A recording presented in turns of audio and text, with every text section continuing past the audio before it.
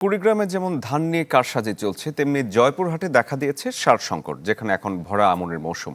চাহিদা মতো সার পাচ্ছে না কৃষকরা, আর এই সুযোগে খুচরো পর্যায়ে বেশি দামে বিক্রি করছেন ব্যবসায়ীরা।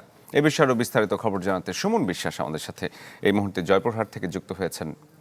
সুমন, ডিলারদের কাছে সার পাওয়া যাচ্ছে না, কিন্তু বেশি দামে পাওয়া যাচ্ছে অন্য জায়গায়, কেন হচ্ছে এমনটা?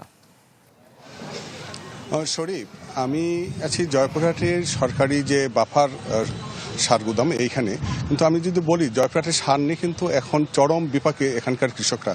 কারণ এখন আমন মৌসুম চলছে, কিন্তু এই আমন মৌসুমেই সবচাইতে যেটি এখন প্রয়োজন কৃষকের ইউরিয়া সার, এমওপি, টিএসপি। কিন্তু ইউরিয়া সারের পর্যাপ্ত এখানে কোনো অসুবিধা না থাকলেও কিন্তু এমওপি এবং যে টিএসপি সার, এটি সংকট দেখিয়ে কিন্তু প্রতিটি কৃষকের কাছ থেকে 300 থেকে 700 টাকা পর্যন্ত বেশি নেওয়া হচ্ছে।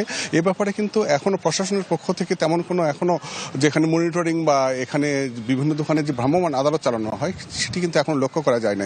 কৃষকরা তারা যেটি আছে, তারা কিন্তু বেকায়দায় পড়েছেন। বেকায়দায় পড়ে তারা এখন বাধ্য হয়ে তারা যাচ্ছেন ডিলারের কাছে। ডিলারের কাছে গিয়ে এখন দাম কম হোক আর বেশি হোক, তাদের ফসল ফলাতে হবে। কারণ আমাদের জয়পুরহাট কৃষি প্রধান একটু এলাকা, আর এই কদিন পরেই এখানে আলু যে উৎপাদন, সেই আলু উৎপাদন হবে। আমরা এখানে যে বাফার গুদামের একটু দেখানোর চেষ্টা করি যে এখানে দেখেন ইউরিয়া কিন্তু পর্যাপ্ত পরিমাণে এখানে মজুদ রয়েছে।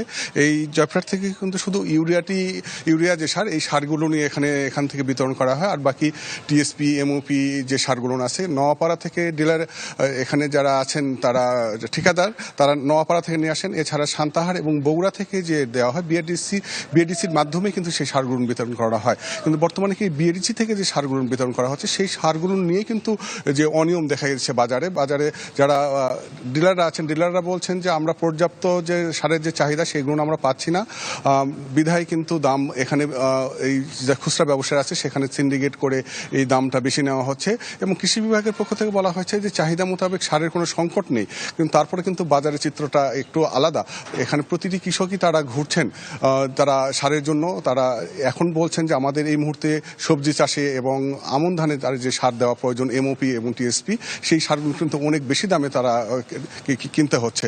তো এ ব্যাপারে কিন্তু আমরা ডিলারদের সঙ্গে কথা বলি, ডিলাররা যেটি বলছেন যে আমরা যে সার পর্যাপ্ত পাচ্ছি না। খুচরা ডিলাররা বলছেন যে ডিলারের কাছে তারা যেটি সার নিচ্ছেন, সেখানে নিতে গেলে সরকারি যে রেটগুলো আছে, রেটের কিন্তু তারা কিন্তু মেমো দিচ্ছে না, তার সাথে কিন্তু অতিরিক্ত দামে সার নিচ্ছেন। সেখান থেকে নিয়ে এসে তারা বস্তাপ্রতি 50 বা 100 টাকা বেশি ধরে তারা বিক্রি করছেন। তো এটি কিন্তু এখন জয়পুরহাটে যে সার নিয়ে যে এমন একটা পরিস্থিতি দাঁড়াইছে, সাধারণ কৃষকরা বলছেন যে আমরা এখন যে সামনে আলুর যে আর 1 মাস পরে আলু লাগাবো, আলু রোপণ করবো, সেখানে কিন্তু সার নিয়ে কি একটি অবস্থা দাঁড়াবে, এটি নিয়ে কিন্তু তারা চরম বিপাকে পড়ে গেছেন।